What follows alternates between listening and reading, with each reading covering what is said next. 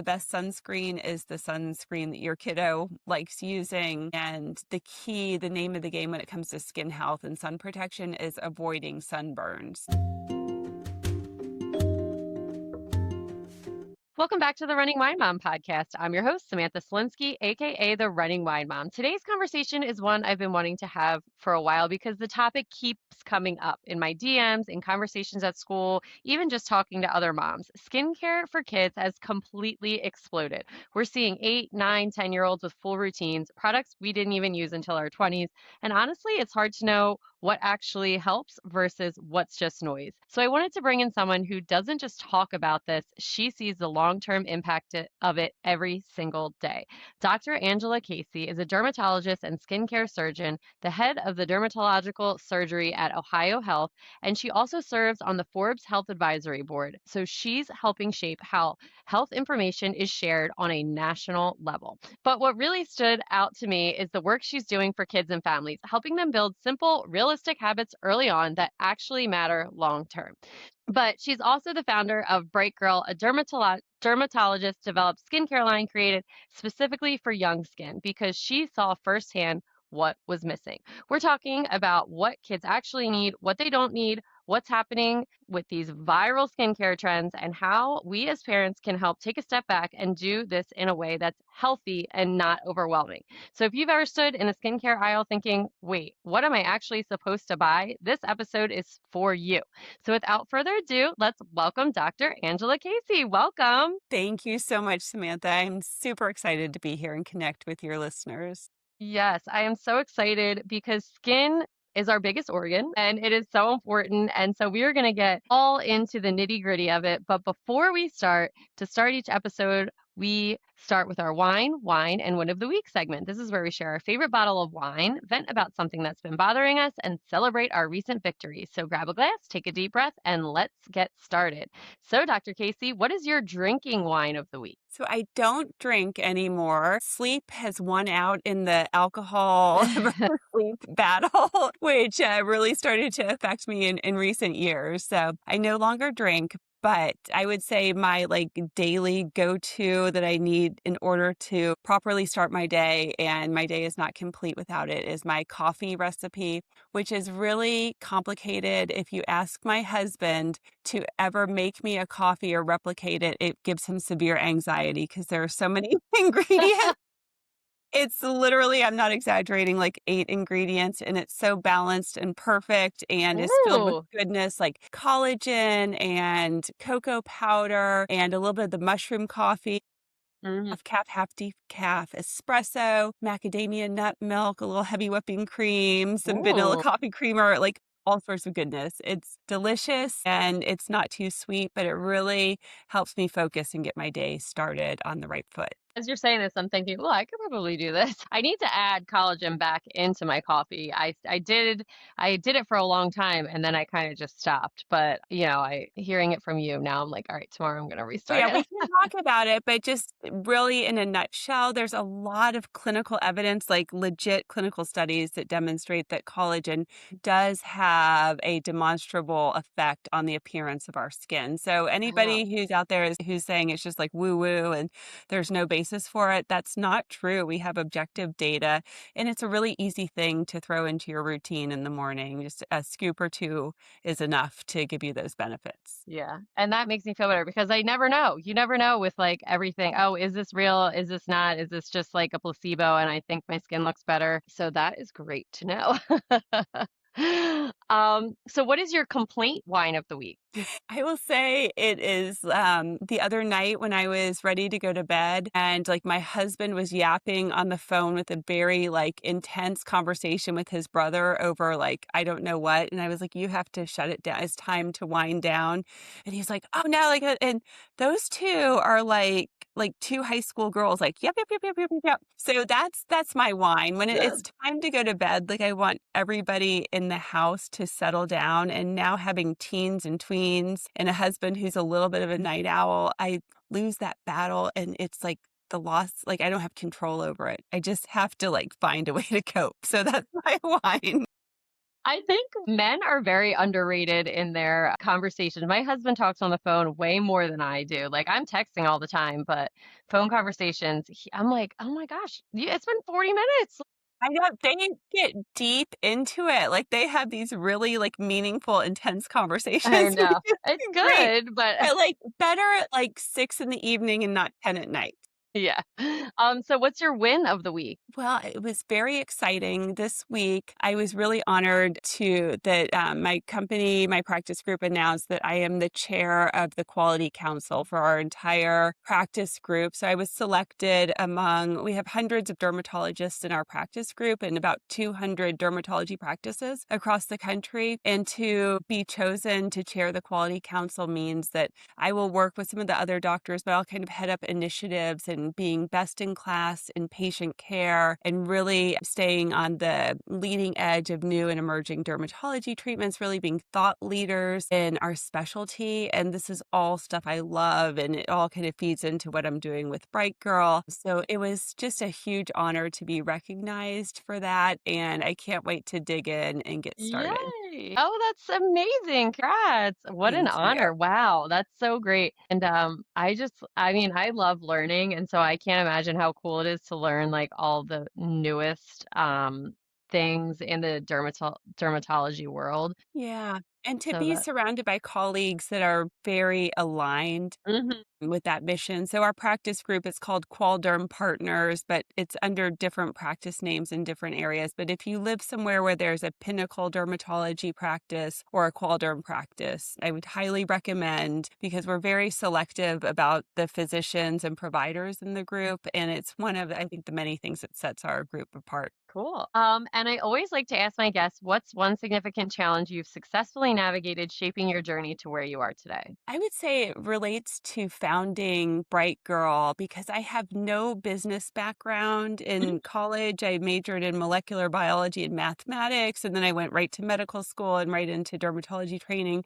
So at no point in my journey did I have any sort of marketing or business experience. And I share that because if I can do it, anybody can. So many of us have imposter syndrome. You and I were talking about that ahead of this call. We think like, oh, we don't have the formal training or we don't have the traditional path, but really it's proof that you can navigate around those obstacles. And it's just a matter of staying curious and asking for help when you need it. Amazing. I know business is so scary, and I mean, for myself, for sure. Like, I mean, I have an LLC, and that was scary enough. I can't imagine making a product, which is just It's one such a step in yeah, one foot in front of the other, like, yeah, things like getting your trademark and making yeah, sure everything's, like, legal and registered. So many things, like, all the compliance that comes with having a personal care product, so you've gotta do regulatory studies, and so all of that, and it just is, like, again, you go step by step and go to experts when you don't have the answer, but cool. I hope that any of your listeners who are thinking of starting a business, like you can do it. It's just a matter of putting in the work, doing a little bit of research, and you'll get there. Cool. So the running wine mom, we talk a little fitness. What's your favorite way to stay active? Oh my gosh, I love this. Fitness is so core to me from the time I was like in middle school, Samantha. Hmm. It's really important. It's very much a priority in my life. So at this stage in my life, so I'm in my 40s, it is very much about strength training. And fortunately, I have been strength training since my late 20s. And I think it has saved me in so Hmm. many levels with my energy, with my bone density, muscle mass, helping to, keep everything in balance. It helped me through my pregnancies. So I strength train most mornings, almost every morning, alternating muscle groups. And then I love to walk in the evenings, especially when it's nice. I live in Ohio, so the weather can be a little iffy at certain times of years. But I think anytime you can get outside and walk, and it's about that outdoor experience, the sunlight, or as the sun's setting, it really helps support circadian rhythm. Yes, and What I about you? mean, What's your favorite? Well, I right now I am into the rowing boot camps in Peloton. Like that's what I've been doing. I like the tread boot camps. I really love them at my gym. But tonight, for the first time, I tried. We just got a new beautiful tower Pilates studio in my gym. I guess it's tower. I think that's what it's called. But with like the big. But I tried that tonight, and I think I'm hooked immediately. Like I got such a good workout from it. But and I know the running, like now, once it gets to be spring, I'll be outside running more. But right now, my running is just really on the tread boot camps for the time being. But I'm That excited for the sounds like warm weather. such a good workout. Sounds like a good energy class that like you Yeah, got the energy from like other people in the class and yeah, for sure. I'm definitely like to do group classes to get myself like, but then I like doing it individually too. But I yeah, love my gym so much. yeah. Like it's one of my favorite places.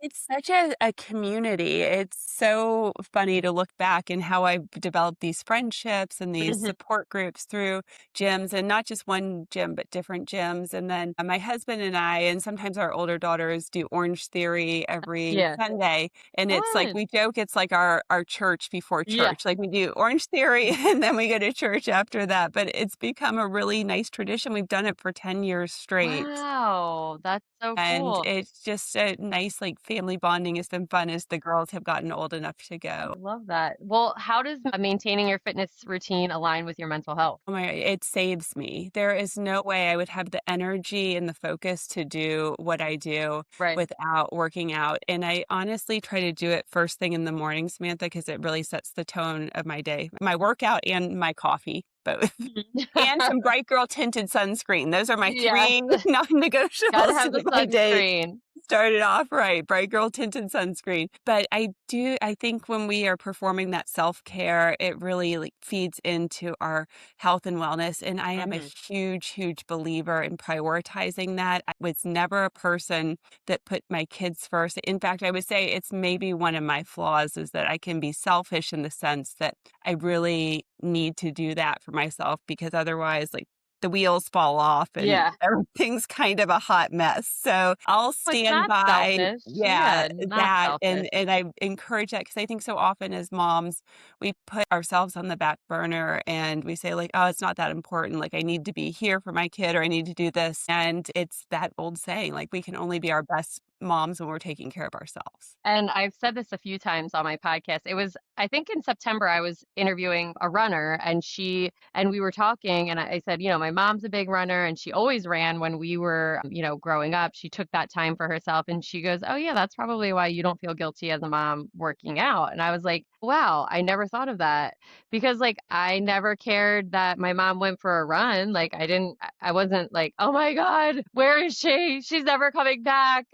I love reframing it like that. I Yeah. have never thought of it that way, but you're right. We are setting the examples Hmm. for our kids when we Yeah. perform these actions. Like we're walking the walk and they will go into their adult Right. life saying like it's okay to create space to do these Yeah, things that are important to me. for sure. Yeah. So I was good. such like an aha moment. I'm like, oh my God. Because I always felt weird. Like I never really feel guilty going to work out because it's like I need to work out. And, and then I was like, she was like, it's probably because your mom did that and you realize how important. I was like, wow, that probably makes sense. That is so true. That is a really good way to frame it. Yeah. So let's talk about parenthood. Tell us about your family. So we have three teen and tween daughters. So my husband Michael and I have been married for 20 years. Wow. Congrats. Yes, yes, thank you. So we met when I was doing my dermatology residency in Pittsburgh, and he lived in Pittsburgh. And he's so amazing because through the medical training journey, he like stayed in Pittsburgh while I finished residency. And then I was like, oh, we're going to go to Vermont and I'm going to do my fellowship there. So he moved to Vermont. And then I was like, oh, we're going to move to Ohio because there's a good job for me there and it's closer to family. So Michael always says in every relationship, there is the wheat and there is the wind. So the wheat is this flexible and it bends back and forth, and the wind just comes in and is like whoosh, like we're gonna go this way. So I I'm love the that. wind, he's the wheat. He's an amazing partner, and I couldn't do what I do without him. And then we have three daughters who are now 17, 14, and 11. And Wow. I love this stage so much. I mean, I've loved every stage with them, but they're becoming young adults, and our oldest is starting to think about college. Our middle one, just today, we found out got accepted to Vogue Fashion School this summer in Wow, New that's so York fun. City. Oh, So we cool. see them like, this independence and like achieving, these aspirations and working hard and seeing that pay So off. cool. And it's just such a fun time. I know your kiddos are a little bit younger, and I Yeah, a love lot. that stage so much too because they're so loving and I snuggly. know. But they're still like old enough that you can do a lot. Like there's some independence with the older ones, and then yeah, and they kind of look out for each other and like mother the younger Love ones. that. Oh, what do you think you were least prepared for in parenthood? I would say it was like the time management. I've been like pretty good about time. I thought I was good at time management. I was a high school and college athlete and, Right. obviously like a very dedicated student. So I always thought like, oh, I've got this. Like I've managed time my whole life. And then it was like everything just takes so much Yeah. longer than especially when You're on they're their time, not yours. yes, You know how especially, to yeah, manage like, time. so many times I remember, like, trying to feed them when I'm trying to get out the Uh-huh. door, we were always late for everything. What's been your biggest challenge? I think, well, in the very beginning, like with my daughter, it was the sleep. Like I still am not over it. I mean, now they sleep great, which is awesome. But I think just like the 0 to 1 was super hard for me to just realize like how, I mean, everyone says your life changes, but like it's changed completely. And I was like excited for that, but I wasn't as ready as I thought that I was going to be. But, and now it's just like, this is my life. But that 0 to 1, like going from 0 kids to 1 kid was a huge, huge, that's what I was least prepared for. And seriously, and the fourth trimester, like I didn't even know that was a thing. Nobody talked about that. I was like, oh yeah, I'm going to have this baby and I'm going to go drink my wine and I'm going to like carry it around. And it was not the case. It was for us, it was, we did pretty well with our first one, and we were, like, very arrogant about it, like, Mhm. our motto was, like, "Have baby, will travel," and we brought her Yeah. everywhere, we're like, "We're not stopping our lives," and then number 2 came along, and everything came to a screeching halt, and we're like, Yeah. "All right, You're like, uncle, we okay. give up. You've won." Yeah. What do you think your parenting style is? I am definitely, like, how do I s a delegating parent. That's okay. A delegation parent, like, Yeah. I outsource everything I possibly can. Like, I don't wanna deal with homework, I don't wanna deal with cleaning, I don't wanna deal with laundry, grocery shopping, anything. I Love that. outsource, and that is truly, Samantha, you mentioned before the podcast, like, how do you do all this? It is because I have no problem, and I'm a pretty laid back person when it comes to that. So if somebody does my laundry and shrinks something, I'm like, well, that's, that is what it Yeah. is. Like, I'm not going to get upset, but it is truly the only way that I can manage what I do and still have time for my family. And I think I fall short in being there enough for the kids because I am so busy with work and Bright Girl and all these obligations. But that's just, it's life choices. I've Yeah. chosen that life. So it really, I have to make it a priority. And I do when I'm with them, like I'm 100% focused with Yeah. them. And I've seen stuff, on like social media, like, what do you do when you don't have a village? And people are like, you can pay for your village. You just have to pay for it. Like, and there's nothing wrong with doing that. If you're going to be able to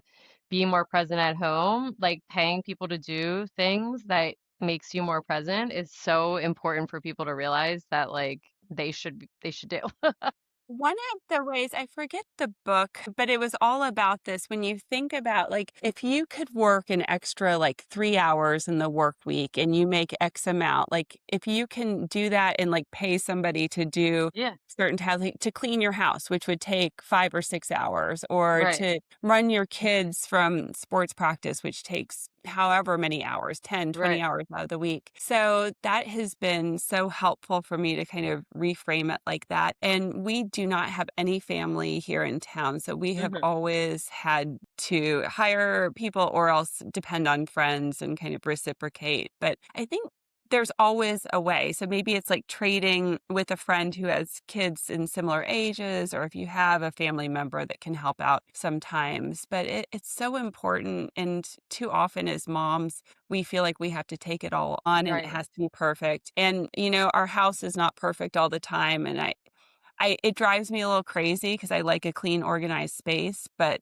it's something I have to let go. Yeah. I have to let it go. I'm not gonna go crazy over it. It's I get it. I totally understand. It's just, yeah, it's a part of trying to do it all anyway, right? And yeah. what's one piece of advice you would give to other parents? I would say recognize your strengths and what you love to do. So if you love cooking, go make things for the bake sale and do that and cook your family homemade meals. And if you love going to sports practices and games, do that. But like, it's okay to say no to all the other stuff. So when the school comes to you and they're like, can you make some muffins for a bake sale and you don't want to do it? Just It's say okay to no. say no. Maybe you can donate some money or donate some time or do something else.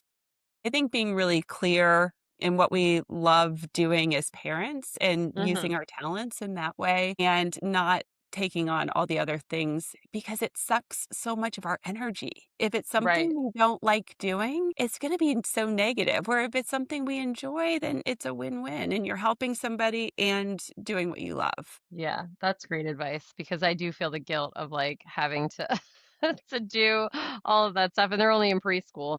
So I can't imagine how it'll be as it goes forward. All right, well, let's get into you. Tell us a little about yourself and the creation of the Bright Girls line. Yeah, so I'm a double board certified dermatologist and micrographic dermatologic surgeon. I mentioned earlier I'm based in Columbus, Ohio, which is like the best hidden secret of a town. If you haven't been here, it is like a hidden gem. It is such an awesome place to live. We've been here almost 20 years now. And in my practice every day, I treat skin cancers with a process called Mohs surgery, microscopically controlled skin cancer surgery. So I surgically remove a skin cancer from a patient, usually from the head or neck, a very sensitive, cosmetically sensitive area. The skin that I remove, I then analyze under the microscope. And I'm tracking out all the cancer cells in real time while the patient's there at the office. And after we've cleared all the cancer cells, and I perform reconstructive surgery. So it's all done the same day. Patient comes in with their cancer, they leave with it gone, and everything is fixed up and reconstructed. And it's a really amazing and gratifying field of medicine. I love it. I look forward to going into work every day. Mm. But what I was hearing from my patients pretty much daily, if not a couple times a week, was Dr. Casey, I just never knew how to take care of my skin. I still get confused about how to take care of my skin. And when I was younger, we didn't have skincare products, we didn't have sunscreens. And I know that the skin cancer I'm treating today didn't start 5 or 10 years ago. It's rooted all the way back to childhood Wow. when the damage started to occur and started to accumulate. And so I'm hearing this every day. And then I'm mothering, we're parenting our 3 daughters, and I'm struggling to get them to wear sunscreen, which is Right. the biggest mom fail as a dermatologist. And I thought, like, there is such like a mismatch here. Why are there not brands that are really tailored to young people that really connect with them and make them excited about their skincare and that are really exceptional in terms of the quality and the ingredients and teaching them those good habits? So Mhm. that kind of led into my side gig, quote unquote, Yeah. that's quickly becoming like another full time job because I still practice dermatology and Mohs surgery full time. And that was founding Bright Girl. And really with a mission to educate and empower our young people of how to care for their skin, to give moms a solution of what skincare do I get for my daughter who is interested. I have no idea. There are thousands of brands, and Mhm. which one do I trust? Well, we're going to give you the brand that a dermatologist created for her Yeah. own daughters. And so that has been an exciting journey. I'm happy to get more into that, but that in a Yeah. nutshell is what I'm doing these days. Awesome. And you also serve on the Forbes Health Advisory Board, which puts you in conversations that are shaping how health information really reaches millions of people. How has that experience changed the way you think about educating parents and cutting through all that online noise? Yeah, it has really helped me identify what are the myths out there, what's top of mind for the general public in terms of skin health and skincare concerns. So it's giving me a little bit of extra insight into that and also giving me that opportunity to deep dive into the research when there is a question like that. Let's look at the pros and cons and what's the evidence because I will never make recommendations based on like a story or like an emotional, like, oh, I feel this way about it. I really constantly come back to data and evidence. And I think that's important as physicians that we're looking at that when we're counseling and advising individuals, but then also understanding the place where an individual person is coming from. So you've got to really match those two worlds. It's never a one size fits all, but having that evidence and that information as a base is very helpful in providing context to people as they're making those decisions. Yeah, and when you're sitting at that level and you're reviewing national health content, what do you see being misunderstood or maybe oversimplified the most when it comes to kids' health and skincare? I think there's a lot of confusion about skincare ingredients because there's a lot of fear mongering out there, and you have people on, whether it's on social media or the general media, they're saying like, these ingredients are really bad. They're going to cause cancer and they're going to cause hormone disruption. And when you really look at the evidence, you find maybe that's not always the case, or maybe they took one little aspect of a story and kind of blew it out of proportion and it's not entirely accurate. So I would say that's one of the biggest things is just these very opinionated stances when it comes to skincare products, which then when we consume that as moms, it makes us very anxious. Yeah. And we start thinking like, oh my gosh, we're poisoning our kids with these ingredients, which is not necessarily the case. It's usually not the case. Yeah, I know. With all like with the sunscreens, it's like you're trying to figure out, okay, oh my gosh, is this, oh, you know, can't use the spray sunscreens. Oh, you have to use this one. It's got to be the reef safe sunscreens. Oh, it's got to be and it's like, I want to just protect my kid from the sun. Am I going to be killing them with these chemicals instead of the sun, giving them, Right. sun And cancer one I'm day? glad you brought that up because I think there's been a lot of coverage of that recently on social media.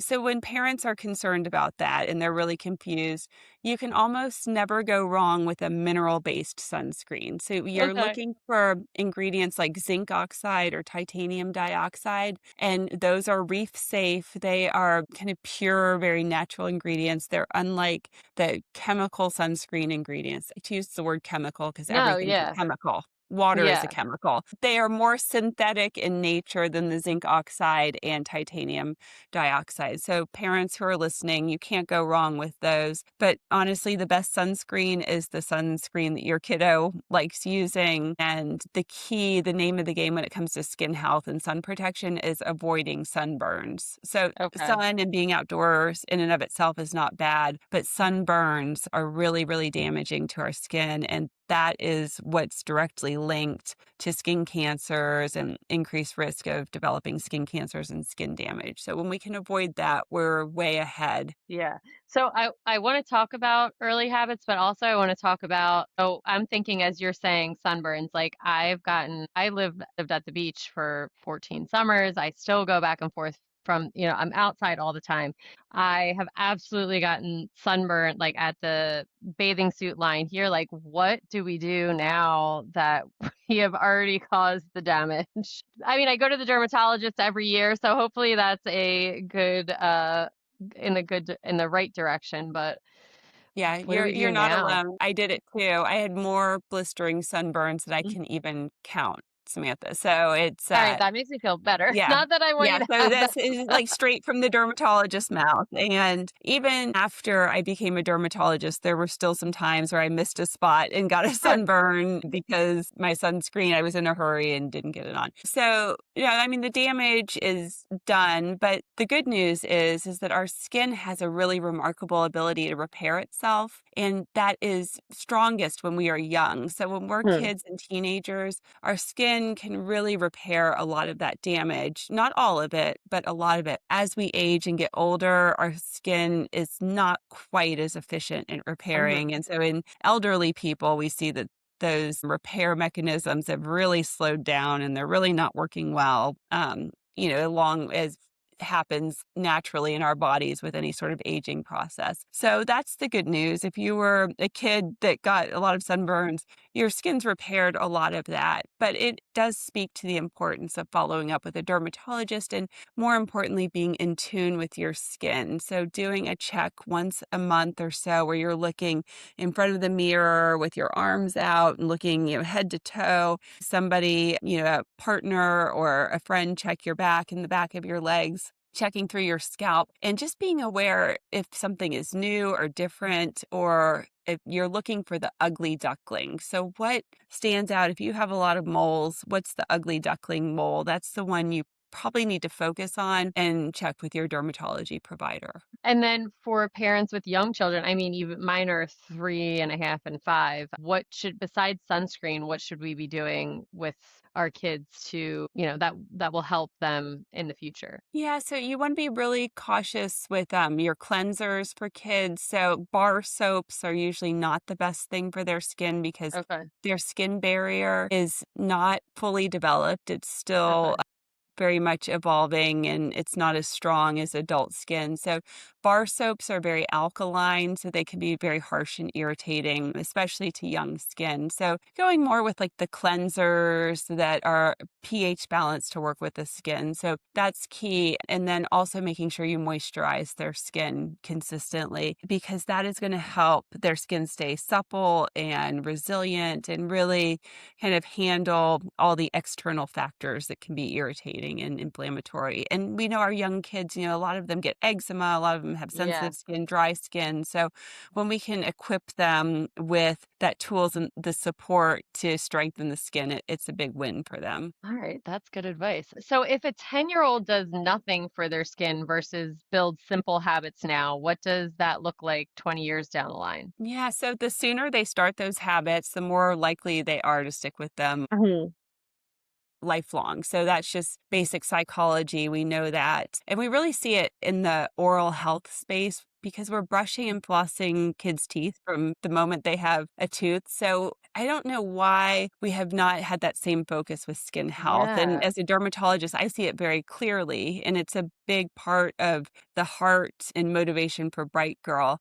But you really that again, that damage and those habits are cumulative. So when there's a lot of damage occurring in a young person starting at age 10 and through their teens, it's going to have a lifelong effect. So some kids who are maybe really good about wearing their sunscreen, moisturizing their skin all the time, they're going to prevent a lot of the sun damage that we see as adults, so the pigmentation, the fine lines and wrinkles, the collagen breakdown that we start to see in our 30s and 40s and 50s and beyond. So I know any of your moms out there can relate to that, and probably we would all go back and do things a little bit differently. But it's a really exciting time because our Gen Z and Gen Alphas have this opportunity to age very differently than our generation did. Yeah. And to Uh-huh. think about that is just tremendous. We can really define quote unquote beauty. I don't love to use that word. I Yeah. like to say skin health, but we can really redefine what that looks like and what the aging process looks like for future generations. There's Yeah. also a lot of studies that demonstrate that the simple act of cleansing and moisturizing your skin consistently does so much to benefit conditions like acne and eczema and seborrheic dermatitis because you're balancing that skin microbiome and nourishing that skin barrier. So just if you do those simple 2 steps, cleanse Mhm. and moisturize every day, you're washing your face, you're putting on moisturizer, that does a tremendous amount to help control acne, which affects 85% of us as teens. So for any of the moms of teens out there, I think that's a really important message. And as parents, it's our job to make those tools accessible. So get the cleanser and moisturizer and put it in their bathroom, put the cleanser in their shower, and they're more likely to use it. Yeah.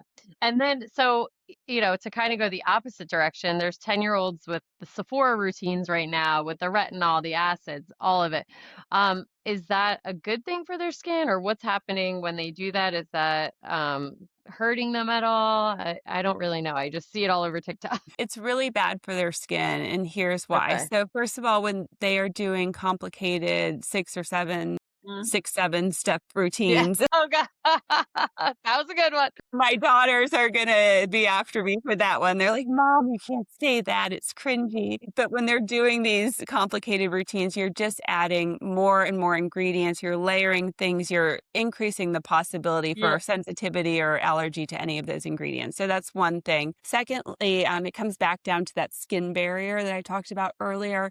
That skin barrier is still so immature in our kids and our teens. So when you're adding ingredients like retinols and alpha hydroxy acids, exfoliants, those are all kind of breaking down the skin barrier as they're working to quote unquote repair the skin, which for us Oh, as mature adults, our skin needs that and our skin has the barrier to be able to handle that. But true. probably any of us that have used a retinol or an alpha hydroxy acid have experienced irritation from that. Hmm.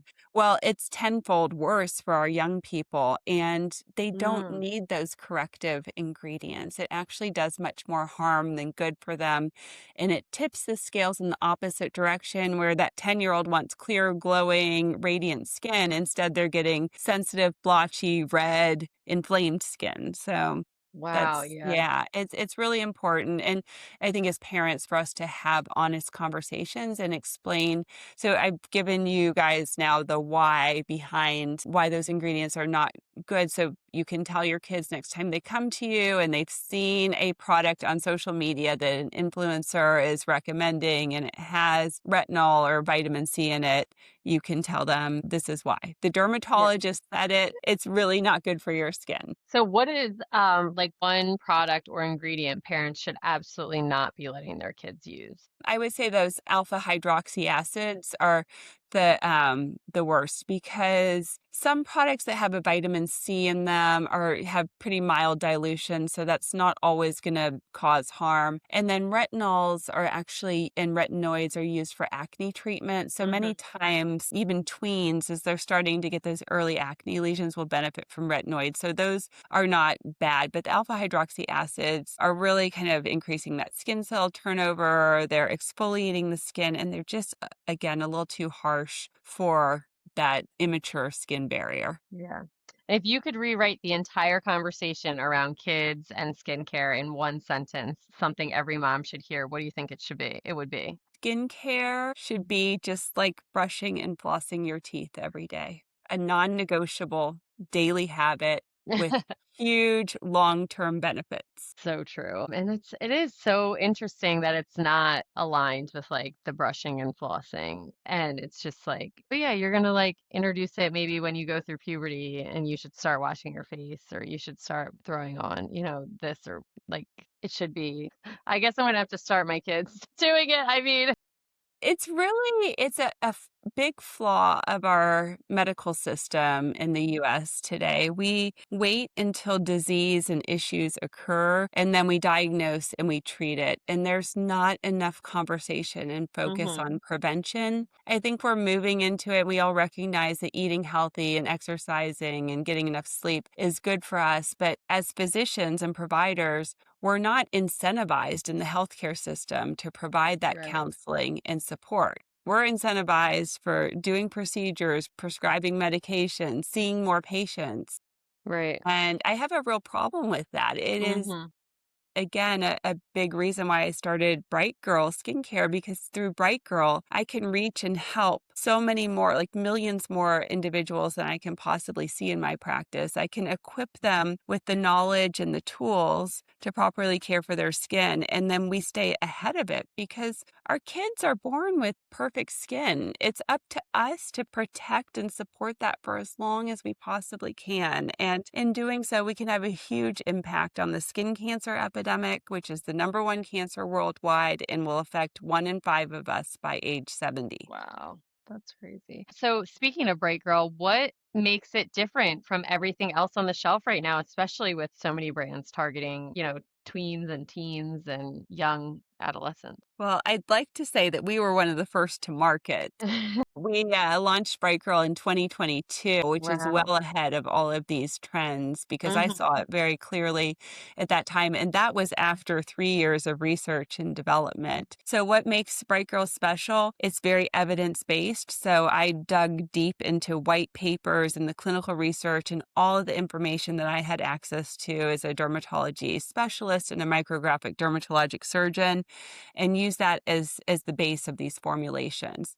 I then benchmarked the Bright Girl products against the best of the best products that I had tried as a dermatologist. So, not drugstore products, the products that we were selling in dermatology practices that had to pass like that test of being so exceptional. And those were the moisturizers that were selling for $80 a jar, and the cleanser that was like 75, and the sunscreen is 150. That was the benchmark for Bright Girl, and it's why the formulations are so exceptional. And then I worked with the cosmetic chemists, and I was very specific about these are the ingredients I want to include. These are Right. the ingredients I want to exclude. This is how it needs to perform and feel and spread and smell and, all of these characteristics that have really brought something beautiful. So that's the magic of the formulations. But then we packaged it in really cute, engaging, colorful. I mean, you can see it behind me Yes, here. I love it. That was very engaging. So all of our packaging is custom packaging. And our young people demand that. I know your Yes. kids aren't there yet, but like the teens and tweens, they know what's good. They can smell anything that's inauthentic from a mile away. Mhm. So we've got to deliver on that. And you have to make the experience of using this brand so exceptional that they're going to crave using it Right. every single Yeah. day. So really like what makes us special, like we take the guesswork out for parents. So every mom that's out there that is saying, what in the world do I buy for my teen, my tween, my college student? Here's your answer. We've Hmm. got you covered. I've taken all the guesswork out of it. And there's a reason why hundreds of dermatology practices carry it. Bright Girl, why you can find it in Nordstrom and Macy's, and you get it on Amazon and Beauty Space in Walmarts that have Beauty Space kiosks. So there is a reason society is really getting on board with this preventative skincare movement. And we Hmm. have been at the forefront of it, really leading. And then we have a lot of copycat brands behind us, which is great. That's the biggest form of flattery, Right. imitation. Yeah. And you've built a community of nearly 50,000 parents. What are they asking you over and over again? So they are asking, how do I get my kids really engaged and invested in skincare? And any parent of a teen or tween out there knows that what we tell them goes in one ear and out the other. So you have to have like a brand that's kind of cool and objective to really deliver that message. So that's what parents are asking. And also, we have a lot of parents that come to us because their children have sensitive skin and they've tried a lot of brands and been very unsuccessful. Mm. And then they're like, oh, we'll try this Bright Girl brand. It's, recommended. It says it's okay for sensitive skin. We'll give it a go. And it's victory for them. That's And we get awesome. these emails that say, like, nothing worked and my child was breaking out, and yours is the only brand that's been successful for him or her, which is just like, it makes my So heart awesome. sing with like, because that's like another person we've helped that was struggling. Right. And that's Ugh, the whole so mission with true. this brand. I know. Me myself, I had skin problems in high school. I had athletic induced acne, or what is it called? I Acne forget. Mechanica. Yeah. Yeah, something what and it was like so horrible. And my mom took me to the dermatologist for everything, and it was like I just Did remember. you feel like it was like the most like front and center when you went into school and you had this Yeah. acne and it was like the first thing people noticed about you? Did you Yeah. feel that way? Oh yeah, for anytime. I mean, I still remember, like, I remember because I was involved in like student council, and like I was at this like meeting with adults, and like I was like talking with my hands in front of my face, and it was because I was so embarrassed, and they're like, "We can't hear anything you're saying. We can't see you." And I'm like, "But I don't want you to see me." because Which is just heartbreaking, right? We should Yeah, never, like, our young people should never feel like they have to I hide or be know. ashamed or embarrassed about it. And it is really, it can be very psychologically Mhm. devastating for young people. So when you have a solution or a support for Right. that, it's tremendous. And I know. I believe any of us, so we all have our own skincare journeys, but it's very personal to each of us. And it Mhm. really shaped our childhood and teenage years. So it's Yeah. tremendous. So we want to get out there and make that better. So at what age should parents realistically start introducing skincare routines, and what should it look like at each stage? Like, obviously, if I'm introducing it to my 5-year-old, it's going to be different than my 13-year-old.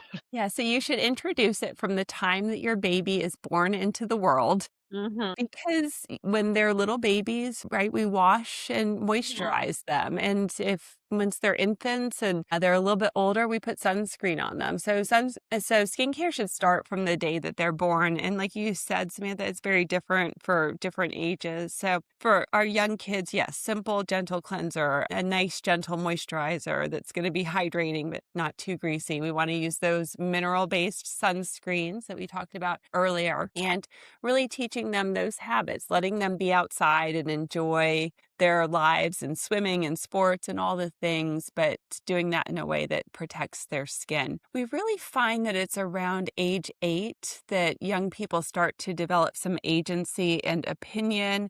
And they're Mhm. starting to make that pull away from parents doing everything. And they want to decide what it goes in their bathroom and in their skincare. In our household, we have skincare fridges for our Oh, girls. I love that. That's a thing. But what goes into their skincare closet or their skincare fridge or what's in their bathrooms, they want to decide and have some ownership in that. And they will come to you and say, I saw this product on TikTok or on Instagram and I want to use it. And that's not always bad. Sometimes the product they're asking about is a good product and it's fine for their skin. But it's up to us as parents to, first of all, listen and see them where they are, recognize what they're saying, validate that, and encourage them like, oh, I'm so glad you're interested in your skin Yeah. health. And then check out that product. And if it's good, you support them and you buy it for them. And if it's not, tell them why, like, this may not be the best thing for skin at your age. That influencer that you saw that's using it, she's like 24 years old. So Right. maybe we need to think about, where the creator is coming from versus where you are. And can we give you an alternative that's safer, but it's still going to achieve all those things that you want to Yeah. experience with caring Yeah. for your skin? And I might be like asking this question. You kind of answered it, but social media is very much influencing kids younger and younger. Like, so how do we protect them from chasing that perfect skin, but also teaching them that, yeah, this is a healthy habit and you need to do this all the time. But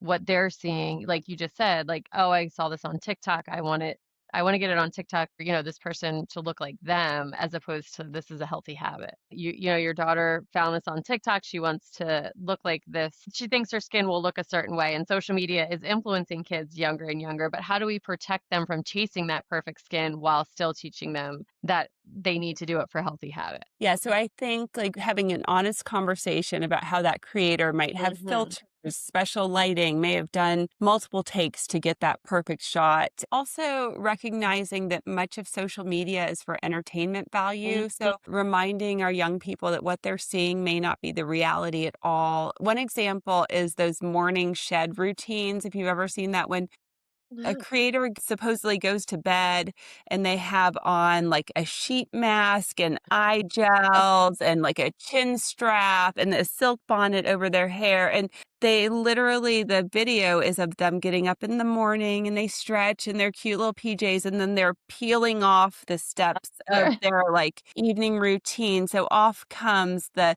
lip mask and then the face mask comes off and the silk bonnet. And it's really like such a pageantry performance. And it's like, did she really sleep with all that stuff on her face? I know. And then some of the face masks, these sheet masks that kind of dry on your skin and then peel off, have plastics and vinyl in them. Like, I Wow. don't want that on my skin overnight.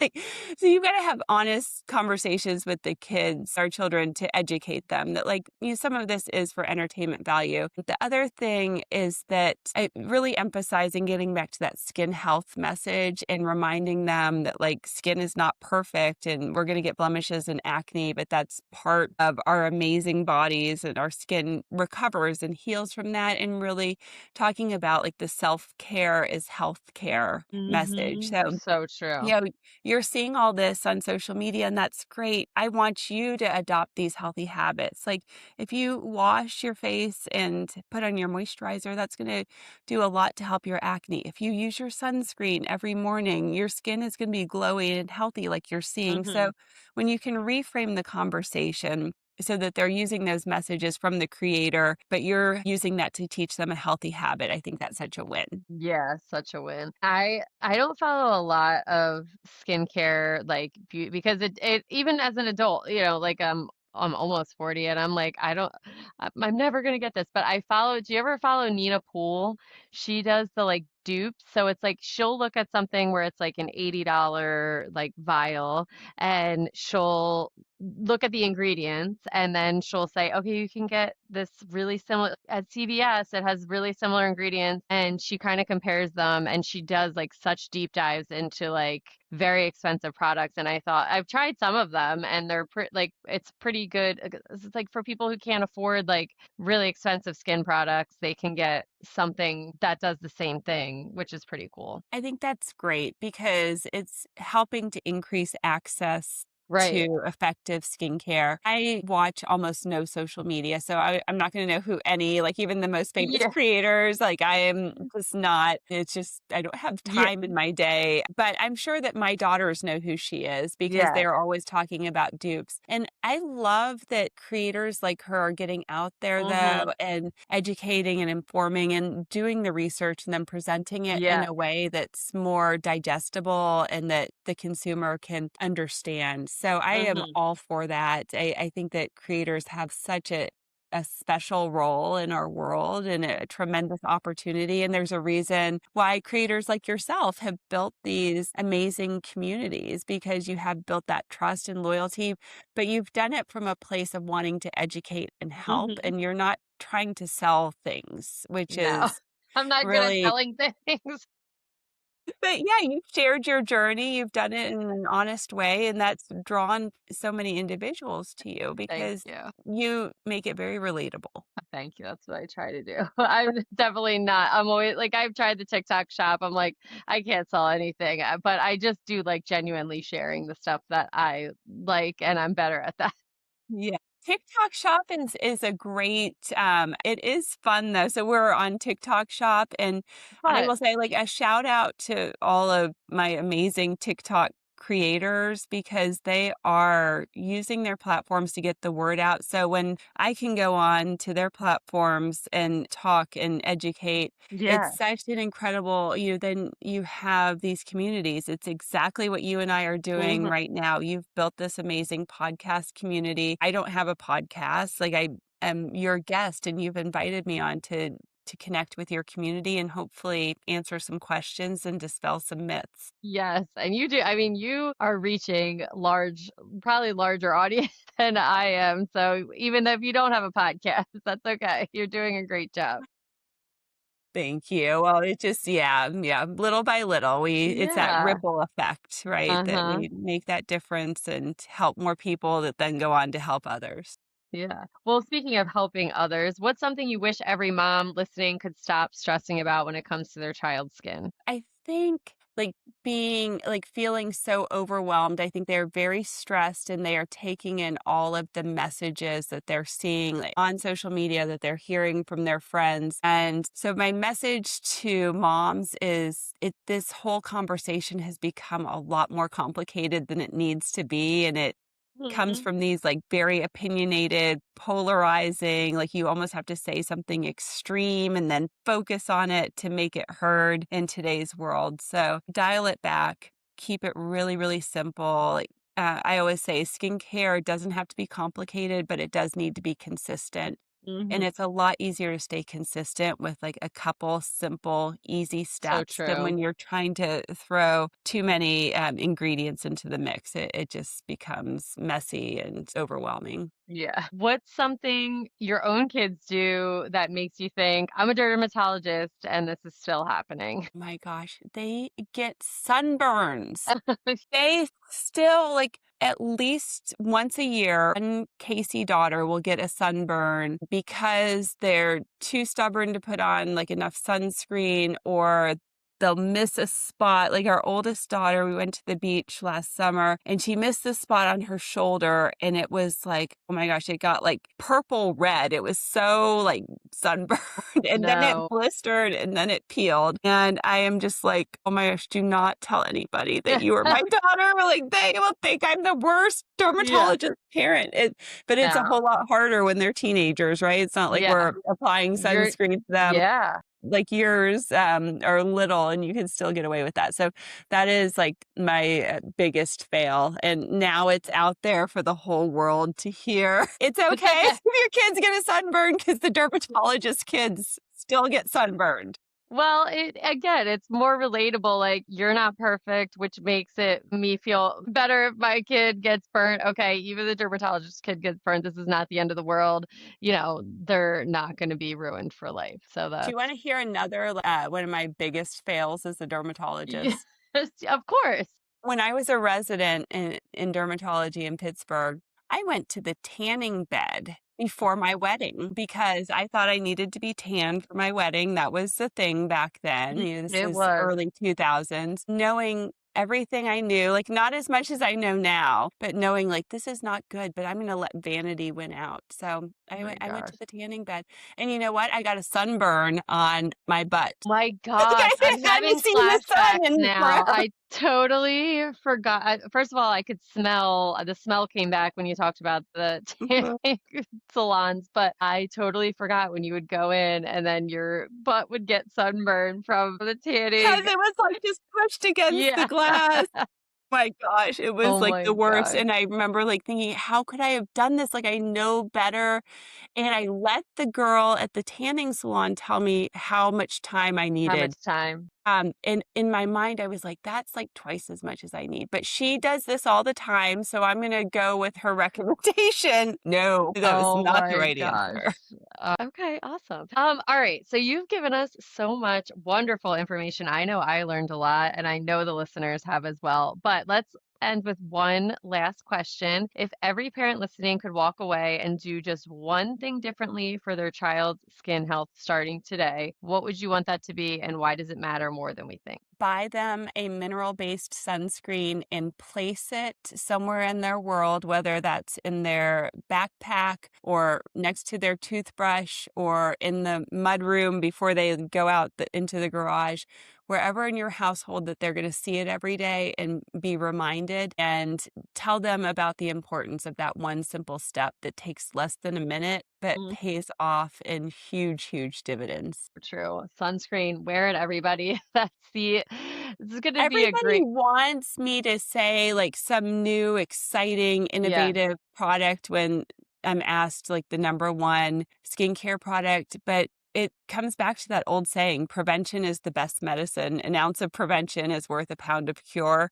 And any dermatologist is going to tell you that. In the world of all the peptides and exosomes and growth factors and antioxidants, sunscreen is still far and away the most important thing you can put on your skin. Well, that's awesome. And that's a great place to end. So that's going to bring us to the end of another episode of The Running Wine Mom. I love this conversation because it's one of those reminders that simple, like sunscreen, really can be better, but only when we actually understand why. And I think what stood out most to me is the idea that the habits we're helping our kids build right now, they are not small. They're shaping their health for decades. So thank you, Dr. Casey, for all of that wonderful information. You're so welcome, Samantha. Thank you. Yeah.